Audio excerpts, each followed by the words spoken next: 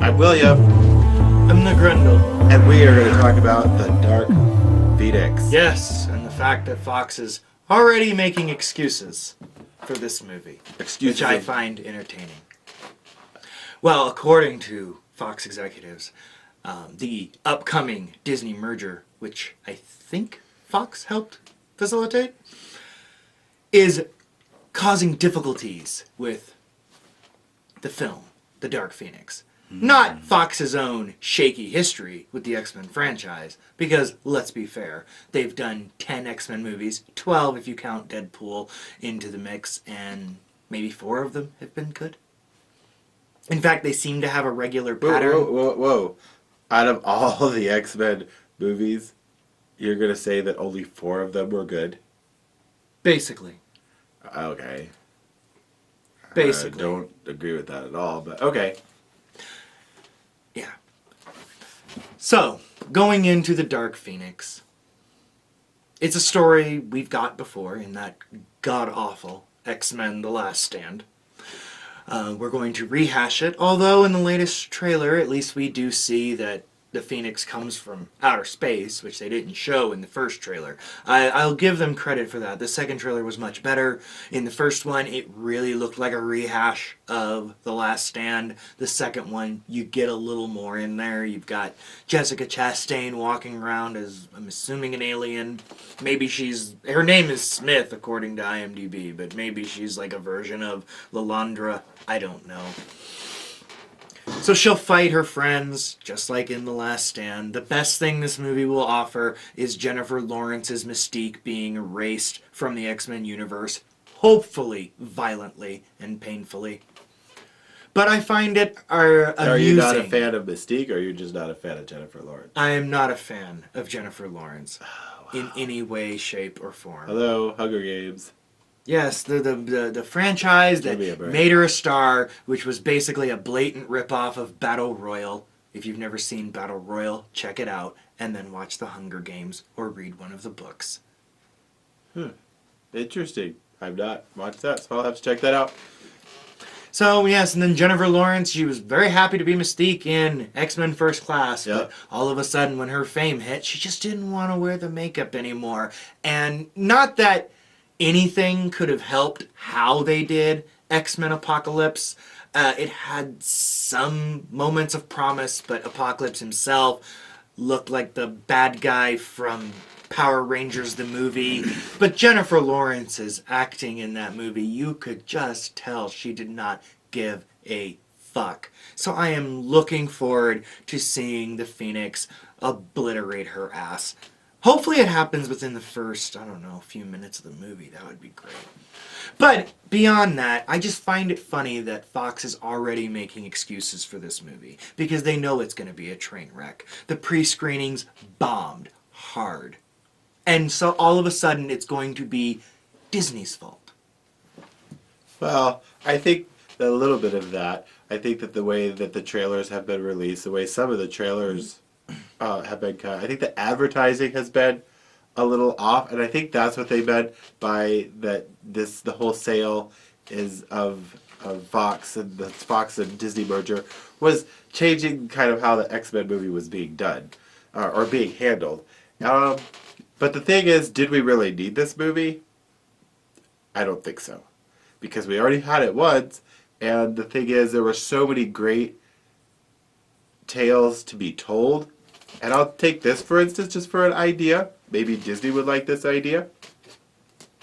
So I'm watching Aquaman, and there's a scene where he goes down into like this, I don't know, like a vortex when him and he's trying to get away from all those piranha-looking piranha men. Anyways, and when he comes up, he's beneath in the core of the earth, beneath the earth or whatever, and there's dinosaurs in there, and I'm like, we have never seen the Savage Lands in movie form, and how awesome that would be to see like the X-Men go up against dinosaurs. I was like, that would have been amazing. Anyways, there's so many characters and so many things to try to squeeze the Dark Phoenix into the movie again. Even I have a hard time thinking that. I don't think the movie's going to be the train wreck that people are saying that it's going to be. I just think it's a hard movie to tell in one film. But with the X-Men universe being as big as it is, I find it strange that that's the one they decided to go off of. Especially since Mr. X's never came to fruition, even though we saw those tubes with what was it, with Essex, Wolverine? Yeah. yes, the Essex. I thought that the next movie was going to be Mr. Sinister, and so I'm very surprised that when I heard that it was going to be the Dark Phoenix. And so to me, this is kind of like the Batman versus Superman of, even though some parts of that movie were very amazing, I think that the X-Men universe has taken a misstep. And honestly, I'm surprised that Disney, like if they really wanted to try to blame Disney for anything, they should be thanking Disney that they're releasing the movie, because the one thing that I've been afraid of is that putting this movie out, this slows down Disney releasing the X-Men into the Marvel Universe, something that I think needs to happen, especially when you have an incredible character like the Scarlet Witch. You could say exactly how she got her powers and why, that she wasn't really that energy thing didn't really give her her powers. When Marvel didn't have the right to use right. the word mutant. It just helped release her powers that had been like suppressed or something. So I think that technically that fact that he's putting that article out, he should be thanking Disney that the movie's coming out instead of going straight to the Disney network. That's some of the most intelligent things I've ever heard you say. Thank you. I think Disney is allowing this movie to come out because they know I think there's it's a lot of good going X-Men movies. to be a train wreck. Disney is allowing this movie to come out because they are going to watch the Fox X-Men franchise die a painful death in the cinemas. That way, when Disney does release its X-Men, the fans will hail them for fixing the X-Men the way they fixed Spider-Man. I think there's a method to Disney's madness. So, but do you think that there are some characters from this version of the X-Men that could carry over into the Marvel universe? Yes, I do think there are some characters that could carry over. It just really depends on what version of the X-Men Disney's going to want to do. I'd really Or like rather, to see, Marvel Studios is going to want to do. Yeah, I would really like to see Nightcrawler make. I think I've really enjoyed this version of Nightcrawler. Yeah, even though he's like him. only had a little bit part. And I don't mind Beast. I like Beast. No, Beast has done Xavier, well. of course. I enjoy James McAvoy as Xavier.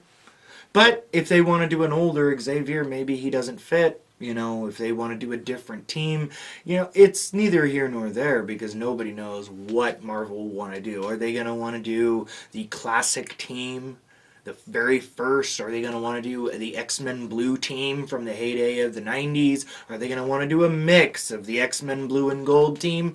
Nobody knows. I really hope that they pick the 90s. Some of the most popular time in the X-Men comic. I think they will because the series. 90s gives you Wolverine, and there's no way Marvel is not going to try and reintroduce Wolverine. A Wolverine and wisecracking sidekick Jubilee could be a lot of fun.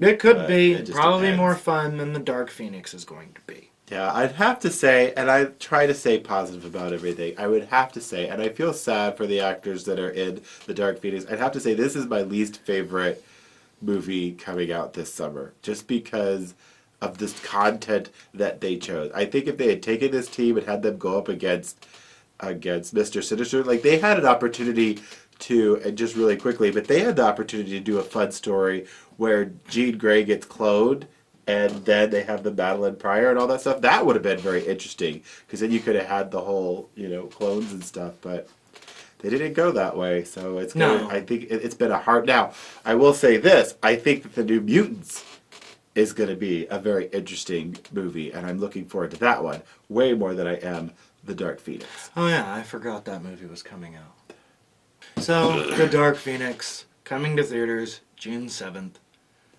will be Fox's swan song on their superhero franchise before the X-Men end up back in the hands of a company that knows how to do superhero movies. Even though they're paid by number, as you said in the last episode, right? Exactly. But I think that the X-Men, Deadpool 1 and 2, Logan, the first X-Men, X-Men 2, X-Men First Class, and Days of Future Past, I got them for 7.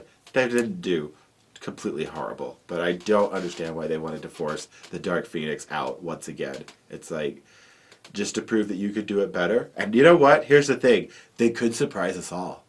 It could end up being better than Age of Apocalypse and far better than the Last Stand. So there is a possibility. It won't. But releasing articles like this definitely don't help the movie. And on that note, the reason why this movie won't work even as well as the last time this storyline was done is the last time with Jean Grey, we had been with her for 2 movies prior.